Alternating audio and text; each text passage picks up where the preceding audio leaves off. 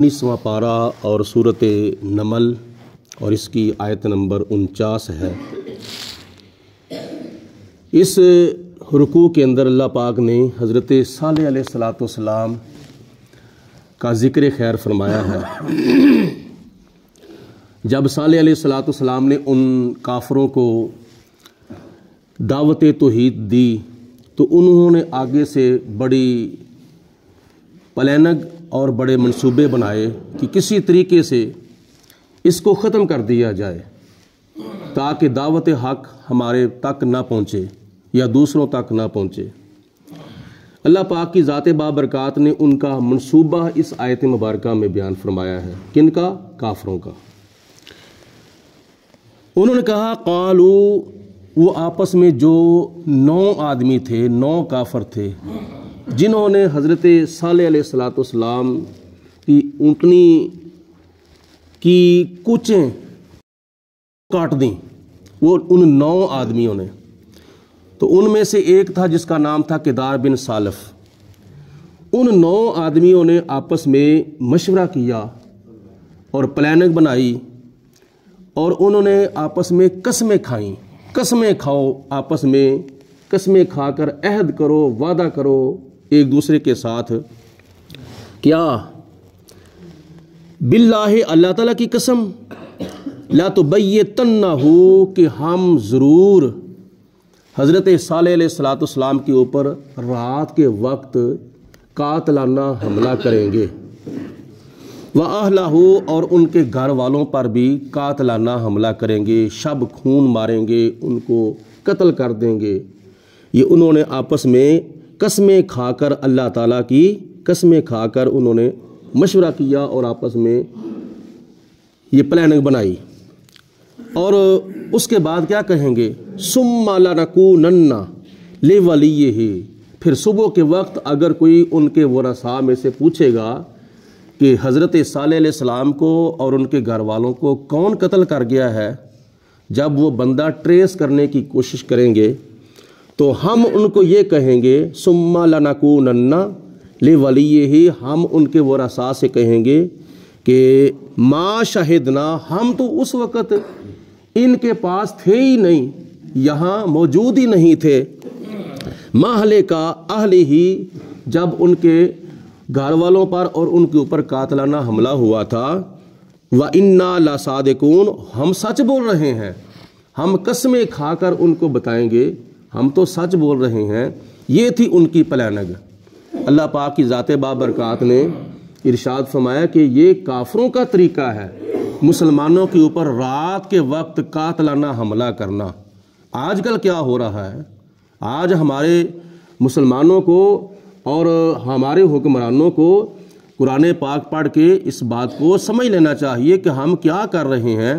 यानी ये छुप के हमला करना, किसी के ऊपर छुप के किसी को मारना, धोखे के साथ, फ्रॉड के साथ, ये तो सरासर जुल्म भी है, ज़्यादती भी है, कत्ल भी है।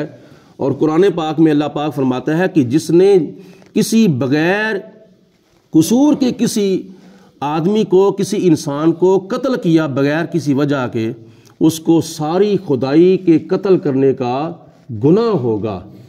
और फिर लुक कर, फिर छुप कर, फिर धोखे के साथ, फिर फरार के साथ। हज़रत सुलेमान अलैहिस्सलाम के पास एक केस आया, चूँकि जनाब सुलेमान अलैहिस्सलाम पूरी दुनिया के बादशाह थे। तो एक चिड़िया, एक कुगी लगा लो, एक फाख्ता लगा लो, वो हज़रत सुलेमान अलैहिस्सलाम के पास आई, आकर कहती है कि ए अल्लाह के नबी सुलेमान अलैहिस्सलाम, फ़लाँ शिकारी है, उसने हमारे फ़लाँ फ़र्द का शिकार कर लिया है। तो हज़रत सुलेमान अलैहिस्सलाम ने फरमाया कि ये शरीयत का मसला है, शिकार करना जायज़ है। तो उन्होंने आगे से कहा कि हमारे उसके शिकार करने पर इतराज़ नहीं, जो उसका तरीक़ा वारदात है ना, हमें उस पर इतराज़ है। आपने फरमाया क्या किया है उसने, उस शिकारी ने? तो उस चिड़िया ने अल्लाह की बारगाह, हज़रत सुलेमान अलैहिस्सलाम की बारगाह में अर्ज़ की, हुज़ूर बात यह है कि वो जो शिकारी शिकार करने के लिए आया था, अगर वो शिकारी का लिबास पहन के आता, अगर वो शिकारी के रूप में आता और ज़ाहिरी तौर पर आता और सामने आता, सामने आकर کیا نام ہے شکار کرتا تو پھر ہمیں کوئی اعتراض نہیں تھا، کیونکہ شکاری کو بھی چاہیے کہ جو شکار کر رہا ہے اس کو دکھا کر شکار کرے کہ میں تجھے شکار کر رہا ہوں، تاکہ وہ دھوکے میں نہ رہے۔ اس نے شکار کیا ہے پیچھے سے، اس نے حملہ کیا ہے پیچھے سے، تو ہمارا جو فرد تھا وہ تو غیر ارادی طور پر درخت کی ایک شاخ کے اوپر بیٹھا ہوا تھا، تو اگر وہ سامنے آ کر شکار کرتا تو پھر وہ بھی اپنا دفاع کر لیتا، وہ بھی اپنا ڈیفنس کر لیتا، لہٰذا ہمیں اس کے طریقہ واردات کے اوپر اعتراض ہے۔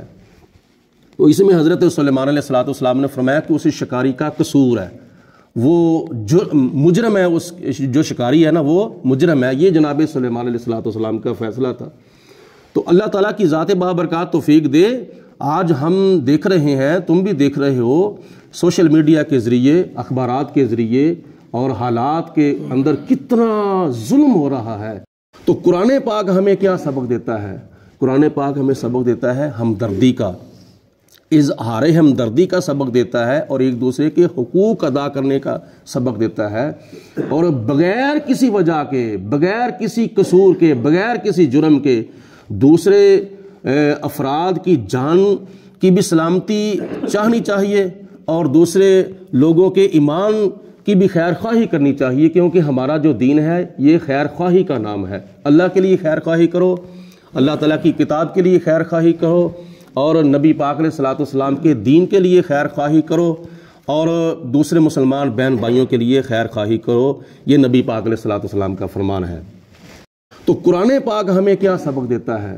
قرآن پاک ہمیں سبق دیتا ہے ہمدردی کا، اظہار ہمدردی کا سبق دیتا ہے، اور ایک دوسرے کے حقوق ادا کرنے کا سبق دیتا ہے، اور بغیر کسی وجہ کے، بغیر کسی قصور کے، بغیر کسی جرم کے دوسرے افراد کی جان کی بھی سلامتی چاہنی چاہیے، اور دوسرے لوگوں کے ایمان کی بھی خیر خواہی کرنی چاہیے، کیونکہ ہمارا جو دین ہے یہ خیر خواہی کا نام ہے۔ اللہ کے لیے خیر خواہی کرو، اللہ تعالیٰ کی کتاب کے لیے خیر خواہی کرو، اور نبی پاک علیہ السلام کے دین کے لیے خیر خواہی کرو، اور دوسرے مسلمان بہن بھائیوں کے لیے خیر خواہی کرو۔